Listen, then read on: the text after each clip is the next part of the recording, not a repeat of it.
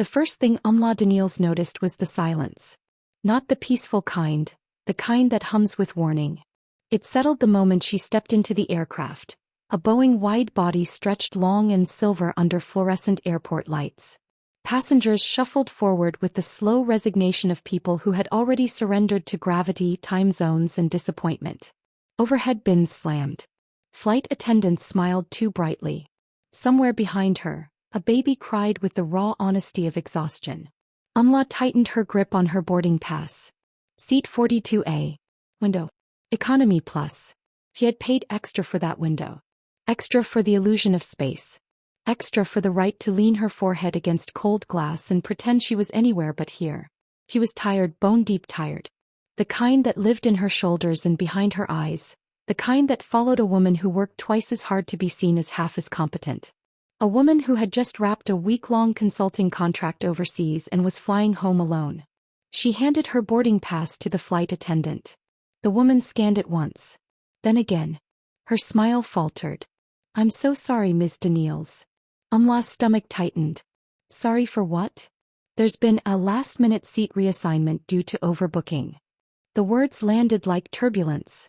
"I paid for that seat," Amala said evenly. Calm was her armor. "Yes, and we truly apologize. We've reassigned you to another seat of equal value." "Where?" The flight attendant hesitated. Amala noticed then how her gaze flicked, quick, subtle, toward the center of the cabin. Never a good sign. She took the new boarding slip. Seat 19C. Middle seat. Amala exhaled through her nose. Of course it is.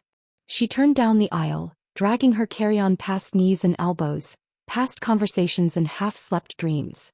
When she reached row 19 she stopped. Because the man already seated there did not look like someone meant to be overlooked. He wore a charcoal suit that fit too perfectly to be accidental. No wrinkles. No wasted fabric. His posture was relaxed, but his awareness was not.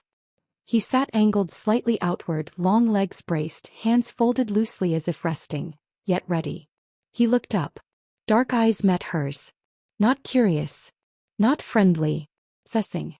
Something in Amala's chest tightened, not fear exactly but instinct. The same one that told her when a room shifted. When attention sharpened. When danger learned your name. "I think you're in my seat," she said, lifting the boarding slip. The man glanced at it, then at his own. His expression didn't change, but something passed through his eyes. Calculation. "No," he said quietly. His accent was smooth, restrained. "Cring. You are in mine." A flight attendant rushed over, murmuring apologies, gesturing for Amala to sit. With a sigh she slid into the middle seat, her shoulder brushing his arm. The contact was brief. Electric. He shifted instantly, placing his armrest down, his body angling ever so slightly toward her. Not possessive. Proactive. Amala frowned. That was when she noticed it. The way his gaze tracked movement up and down the aisle. The way his jaw tightened when a man lingered too long nearby. The way his hand rested near his jacket, not nervously but deliberately. This man wasn't just intense. He was trained. And somewhere over the Atlantic, when the cabin lights dimmed and a sudden disturbance rippled through first class, he moved. Fast. Instinctively. Positioning himself between Amala and the unknown threat without a single word. Refusing to leave her side. Even when the flight crew demanded answers. Even when she whispered, "Who are you?" He didn't answer. Not then. Because fate, it seemed, had other plans. Are you enjoying this story so far? If you are, like this episode, subscribe to the channel and hit the notification bell so you don't miss the next part of Amala and Jihu's journey. And tell us in the comments, where are you listening from? Now, let's continue. Amala Daniells believed in patterns. She believed life left clues, small warnings stitched into ordinary moments. A delayed train. A missed call. A seat reassigned at the last minute. This one felt louder than most. The man beside her hadn't spoken since the initial exchange, but his presence filled the narrow space like a held breath. Amala adjusted her headphones, pretending to scroll through her phone while watching him from the corner of her eye. He hadn't opened a book. Hadn't turned on a screen. Hadn't even leaned back. He was watching. Not her, everything else. "You don't sleep on flights?" she asked finally. His eyes flicked to her. "I rest." "That's not the same thing." It is when you can't afford to be unaware. Her fingers paused mid-scroll. That sounds ominous. A beat. Then, habit. She studied him more openly now. His skin was smooth, warm-toned. His hair black and neatly styled, no wasted movement even in grooming. A faint scar cut through one eyebrow, thin-old. Twisting. What do you do? She asked. His jaw tightened almost imperceptibly. I travel, he said. She smiled faintly. So do I. But that's not an answer. He returned her look, something unreadable passing between them. Neither was the question. Before she could respond, a commotion stirred near the front of the plane. Raised voices. A sudden halt in service carts. Jihu stiffened. Amala felt it before she understood it. The shift in his body, the subtle widening of his stance. His arm moved across her space, not touching her but blocking her line of sight. Stay seated, he murmured. Her pulse jumped. Excuse me. A man several rows ahead was arguing with a flight attendant. His voice rose, sharp and erratic. Other passengers craned their necks. Security tensions on flights weren't new. But Jihu's reaction was disproportionate. Sir, a crew member said firmly, please lower your voice. The arguing man reached into his jacket. In less than a second, Jihu was on his feet. He stepped fully in front of Amala now, one hand outstretched, not aggressive but commanding. Don't move, he said calmly. The cabin froze. The man ahead pulled out a passport. A beat. Then laughter rippled, nervous and relieved. The tension eased as the flight attendant sighed and motioned for him to sit. Jihu remained standing. Only when the man was seated did he relax just slightly and sit back down. Amala stared at him. That, she said slowly, was not a normal reaction. He didn't look at her. You were in danger. I was 4 rows back. Distance is irrelevant. Her heart was still racing. So is paranoia. Now he did look at her. And for the first time she saw something crack through the discipline. Not anger. Concern. People think safety is loud, he said quietly. It's not. It's silent. Until it fails. He swallowed. Who are you? She asked again. His gaze softened, but only a fraction. Someone who won't let anything happen to you on this flight. That's not your job. Pause. Yes, he said. It is. Her breath caught. You're serious. I always am. They sat in silence as the plane settled back into its rhythm, the hum of engines wrapping around them like a cocoon. Amala felt oddly anchored, unnerved but safe. She didn't know this man. But she knew one thing with unsettling certainty. Her seat hadn't been overbooked by accident. And Sung Jihu, because that was the name he would eventually give her, was not the kind of man who entered your life quietly. He arrived like turbulence. And he never left without impact. Amala slept in fragments. Not the deep, forgiving kind of sleep she'd been craving for days, but the shallow, restless kind that slipped away the moment she reached for it. Every time her consciousness drifted, it snagged on awareness, on the steady presence beside her, on the hum of engines, on the quiet certainty that something about this flight had shifted irrevocably. She woke to darkness. Cabin lights dimmed low, aisle glowing faint blue. Most passengers were cocooned in blankets and neck pillows, surrendered to the long night over open ocean. Sung Jihu sat exactly as he had before. Upright. So, eyes open. He hadn't blinked. Amala watched him for a few seconds longer than politeness allowed. You're staring, he said softly without looking at her. She jumped slightly, then huffed under her breath. You're unnerving. That's not my intention. Then what is? He turned his head, meeting her gaze fully now. In the low light his eyes were almost black, reflective, sharp. To notice, he said. Notice what? Everything. She studied him again, slower this time. His breathing was controlled, shallow. His shoulders never fully relaxed. Even seated he looked like a man braced for impact. You're military, she said. He didn't answer. Or former, she continued. Special forces maybe. Private security now. Flicker, there and gone. That scar, she nodded toward his eyebrow. Not cosmetic. Close quarters. Silence stretched. Finally, you're very observant. So are you, she said. You clocked me the second I walked up. Yes. Why? His gaze dipped briefly, to her hands resting in her lap. To the faint indentation on her finger where a ring once sat. To the way she held her shoulders like someone used to standing her ground. Because you were tired, he said. But not careless. That's your reason? It's rare. She considered that. You noticed my exhaustion? And your restraint. She let out a quiet laugh. Congratulations. You've described most black women I know. Something shifted then. Not discomfort, recognition. I meant no disrespect, he said. I know, she replied. But it's still interesting that you noticed. He inclined his head slightly. Fair. The seatbelt sign chimed softly as the plane adjusted altitude. A flight attendant passed, checking rows with practiced efficiency. Jihu's eyes followed her path. Counted steps. Marked exits. You really don't turn it off, Amala murmured. No. Ever. Pause. Not when I'm responsible for someone. Her heart skipped. You keep saying that.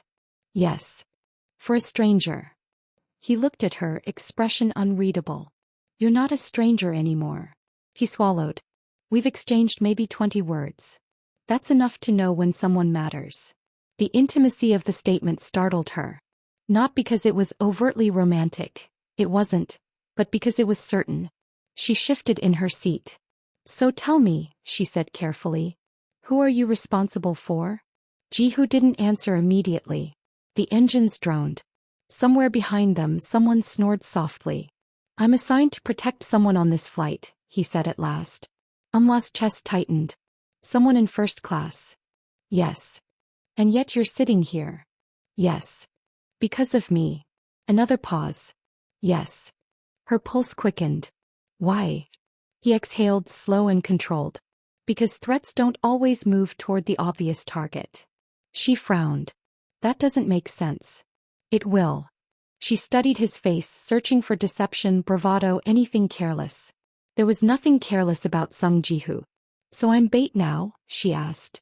No, his voice sharpened. You're collateral risk. And I don't accept losses. Her mouth went dry. You're saying someone might use me to get to your client. I'm saying they might already be watching. A chill crawled up her spine. She glanced around the cabin, suddenly aware of every shadow, every shifting passenger. That's not reassuring. It's honest. She crossed her arms. You could have told the crew. They would panic. You could have moved me. That would draw attention. So instead you what? Hover? His lips twitched, almost a smile. Eye shield. The word landed heavier than it should have. You don't even know me, she said quietly. I know enough. Like what? That you don't like feeling powerless. True. That you observe before you react. Also true. And that you would put yourself in danger to help someone else. He stiffened. You don't know that. He leaned slightly closer, lowering his voice. When the man reached into his jacket earlier, you didn't duck. I froze. No, he corrected. You assessed. You were ready to move. Her breath caught. He straightened again, gaze forward. That tells me everything. They fell into silence again, but it was different now. Charged, layered with things unsaid. After a moment, Amala spoke. What's your client's name? I can't tell you. Do they know about me? Yes. Her eyes widened. And? They're not pleased. Wonderful. They trust my judgment. She let out a shaky breath. You're unbelievable. I've been told. Despite herself, she smiled. The plane hit a pocket of turbulence then, sudden, sharp. The cabin jolted. Instinctively, Jihu's hand closed around her wrist. Firm. Steady. Warm. The contact sent a shock through her system that had nothing to do with fear. I'm okay, she said softly. I know, he replied, but didn't let go until the shaking passed. Their eyes met. Something unspoken moved between them, fragile and dangerous all at once. High above the ocean with no exits and no escape, Amala realized the truth she'd been resisting since row 19. This wasn't just about protection. This was about proximity. And Sungji, who was a man who didn't blink. Not when danger loomed and not when desire quietly took root. The first thing Amala noticed was the man 3 rows ahead pretending to sleep. He hadn't been there before. Or rather, he had, but she hadn't noticed him. which, after sitting beside Sung Ji-hoo for hours, felt suddenly unacceptable. The cabin was quiet in that suspended, artificial way only long-haul flights could manage. Window shades were drawn. Reading lights blinked like distant stars. The air smelled faintly of recycled oxygen and coffee that had overstayed its welcome. Amala leaned closer to Ji-hoo, keeping her voice low. "You see him?" Ji-hoo didn't turn his head. "Yes." "Since when?" "Since you fell asleep." Her stomach tightened. "You didn't think to mention that?" "He hasn't moved," Ji-hoo said. "Until now." The man shifted. Just slightly. Enough to confirm he was awake. Amala's pulse kicked up. "You're sure he's watching us?" "He's watching you." Her mouth went dry. "That's worse." "Yes." She exhaled slowly, forcing calm into her lungs. "Panic never helped. Panic made you sloppy." "What do we do?" she whispered. Ji-hoo considered. "Nothing." He shot him a look. "That's not reassuring." "It's strategic," he replied.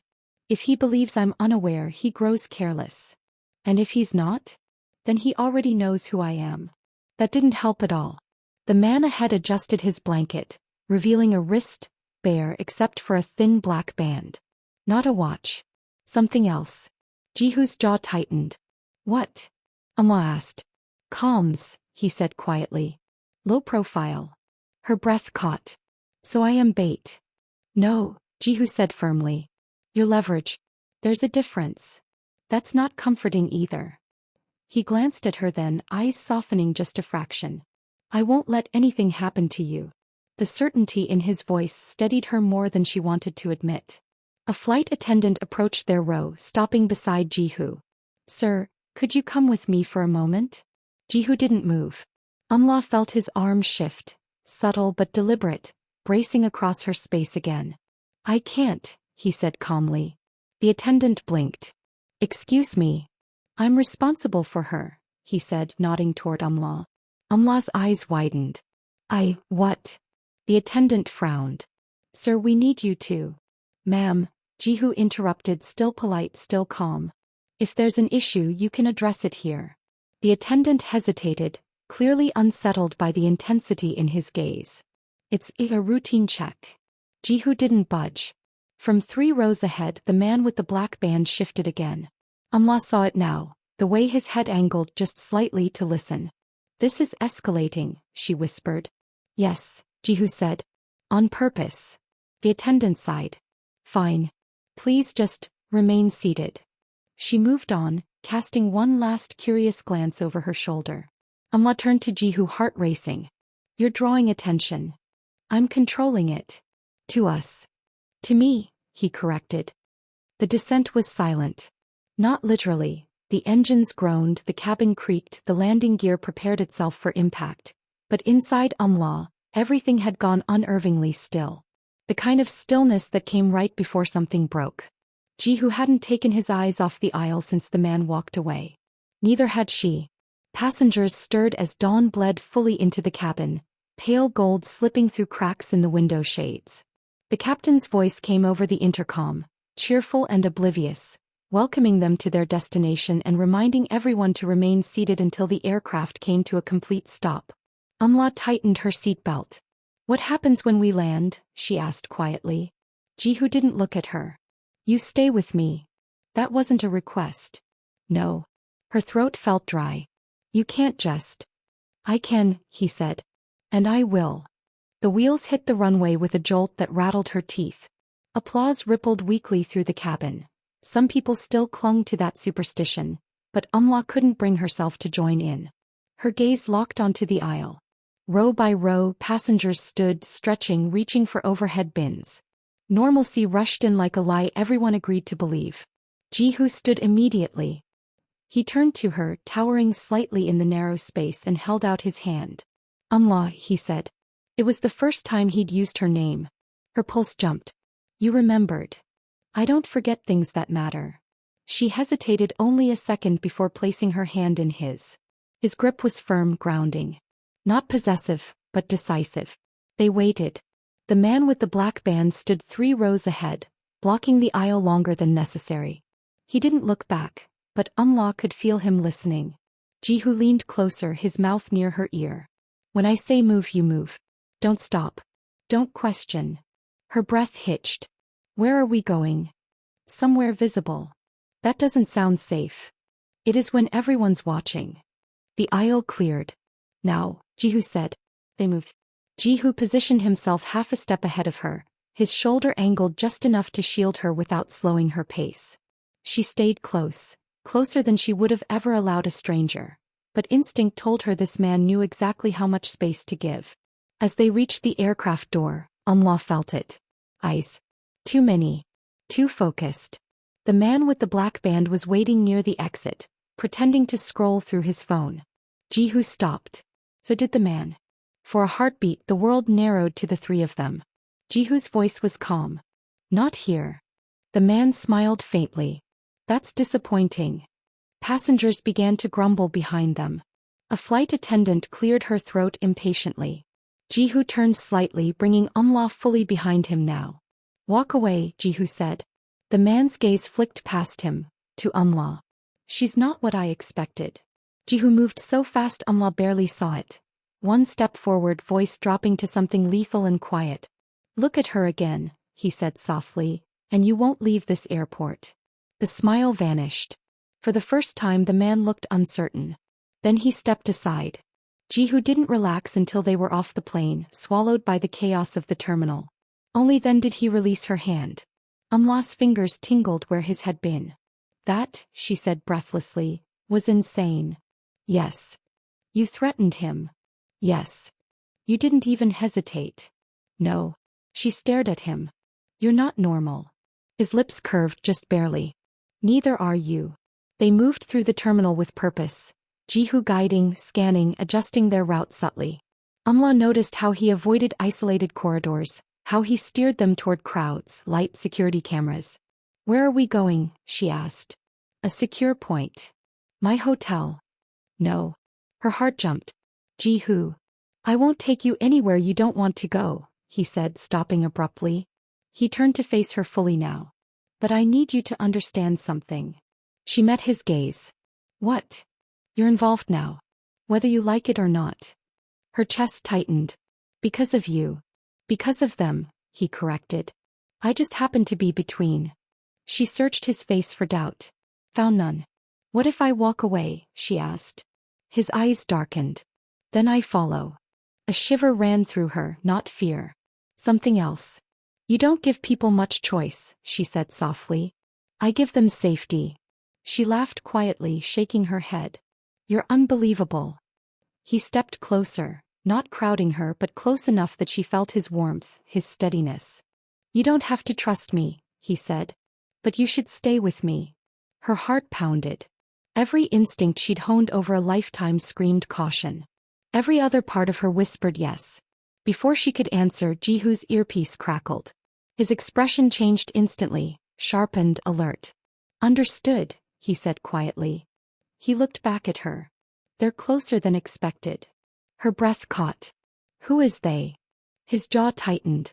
The reason, he said, this was never just a flight. Jihu didn't wait for her response. He took her hand again, briefly, firmly, and guided her toward a cluster of airport security officers near customs. His pace was unhurried, almost casual, but Amala could feel the tension coiled beneath it, like a spring held too tight.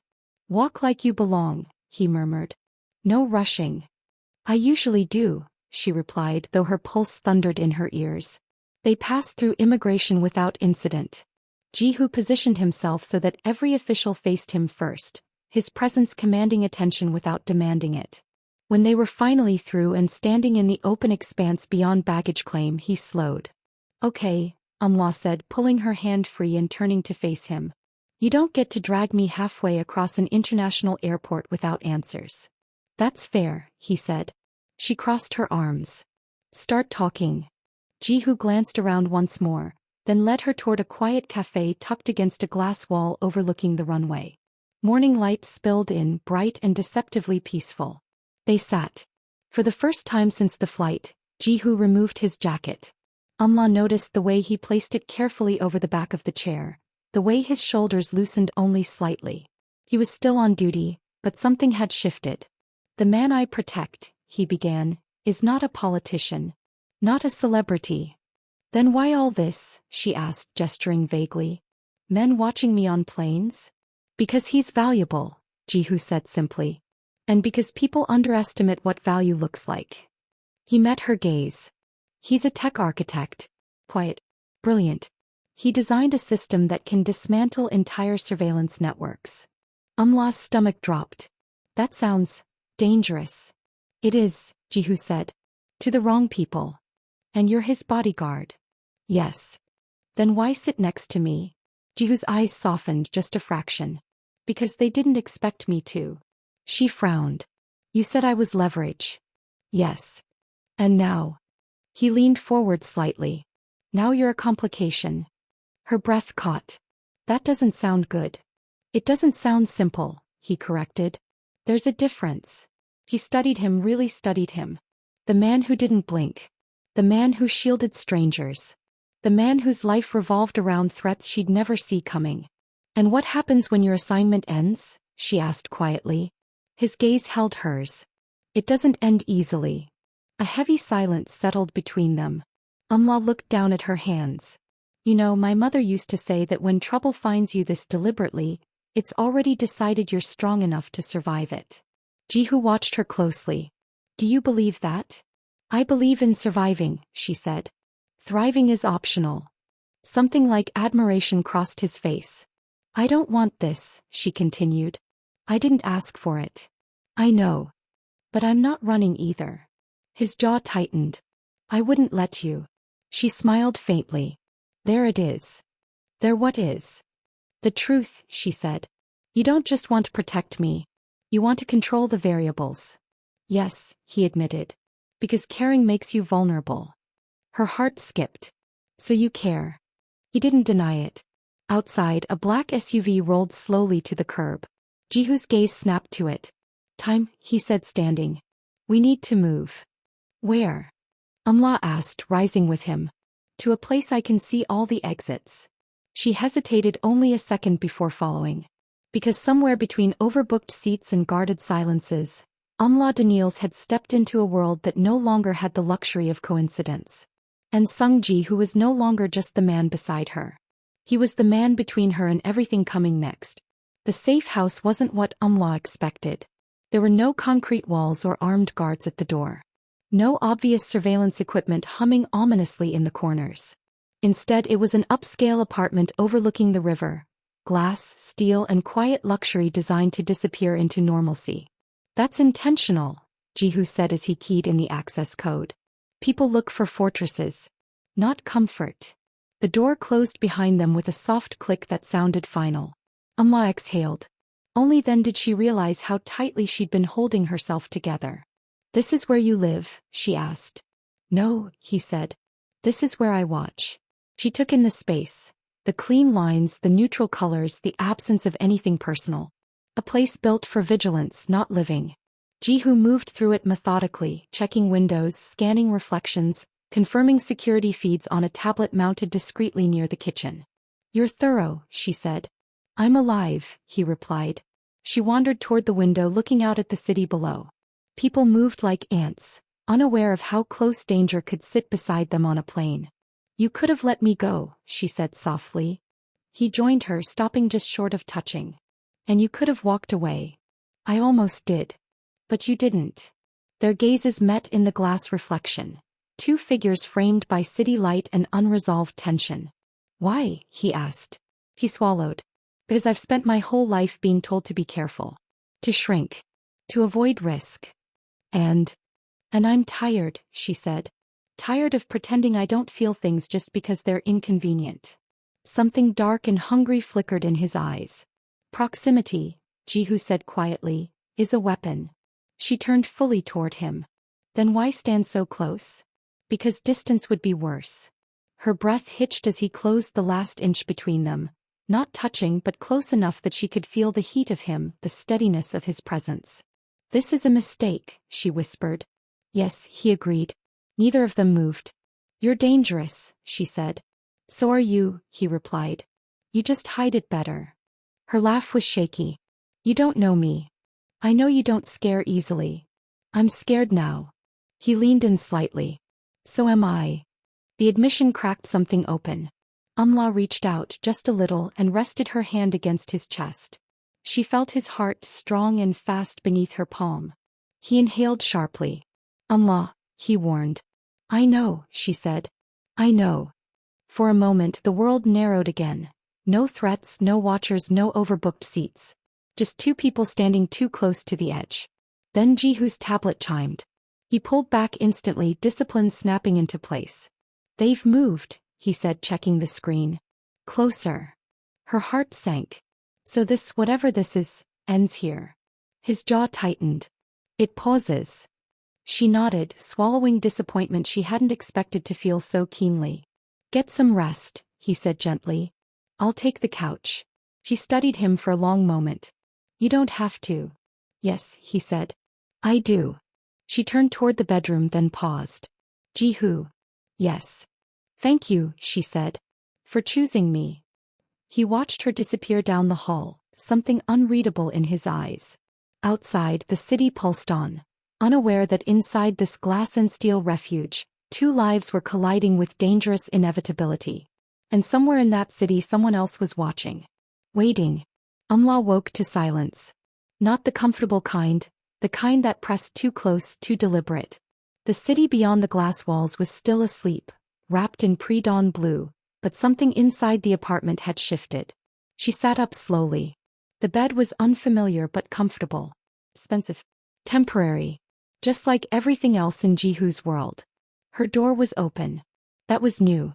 She swung her legs over the side of the bed and padded barefoot toward the living area. The lights were dim, the air cool. Jihu stood by the window, his back to her, jacket on, weapon holstered openly now. He hadn't slept. You're awake, he said without turning. You left the door open, she replied. Yes. That doesn't seem like your style. It is when I want to hear you move. Her chest tightened. Something's wrong. He turned then, and the look on his face erased any doubt. They know where you are, he said. Amala's pulse spiked. How? They didn't track me, Jihu said quietly. They tracked you. The words landed like a slap. I don't even know these people. No, he agreed. But they know you matter to me. Her breath caught. That was fast. It always is, he said. The moment something becomes valuable, it becomes vulnerable. She crossed her arms, grounding herself. So what now? Jihu stepped closer. Now I make a choice. Her heart pounded. About what? About whether I continue this assignment, he said, or end it permanently. A chill crept through her. Those aren't the same thing. No, he said. They're not. She searched his face. What does ending it permanently mean? It means disappearing, he said. For both of us. Her throat tightened. You'd ask that of me? I wouldn't ask, he said honestly. I would offer. She laughed softly, incredulous. You barely know me. I know enough, he said again, but this time the words carried weight. Consequence. And if I say no, she asked. His eyes darkened. Then I stay. Even if it costs you? Yes. The admission sat heavy between them. Amala stepped closer, close enough now that she could see the tension etched into his control. You're crossing lines, she said. Yes. You're not supposed to care like this. No. Then why do you? Jihu's voice dropped. Because you didn't treat me like a weapon. Her breath caught. You saw me, he continued. Not the threat. Not the shield. Me. Her hand lifted without permission, resting against his jaw. He froze, not pulling away, not leaning in. If we do this, she said softly, there's no halfway. I don't live halfway, he replied. Outside, a distant siren wailed, then cut off abruptly. Jihu's head snapped toward the sound. Too close. His earpiece crackled violently. Voices overlapping. Urgent. Panicked. Move, he said sharply, grabbing her hand. Now. The apartment lights went out. Total darkness. Glass shattered. Jihu pulled her against him, one arm around her, the other already drawing his weapon. Footsteps thundered in the hall. Too many. Amala's heart slammed against her ribs as Jihu whispered against her ear, low and deadly calm. Whatever happens next, stay with me. Then the door burst inward. And everything went black. Thank you for taking this journey with Amala Daniells and Sung Ji-hoo. From one overbooked seat to a collision neither of them could outrun. If you enjoyed this story, please like, subscribe, and hit the notification bell so you don't miss what happens next, because this story is far from over. And let us know in the comments, where are you listening from? Your support means everything, and trust me, the most dangerous part of their story hasn't even begun.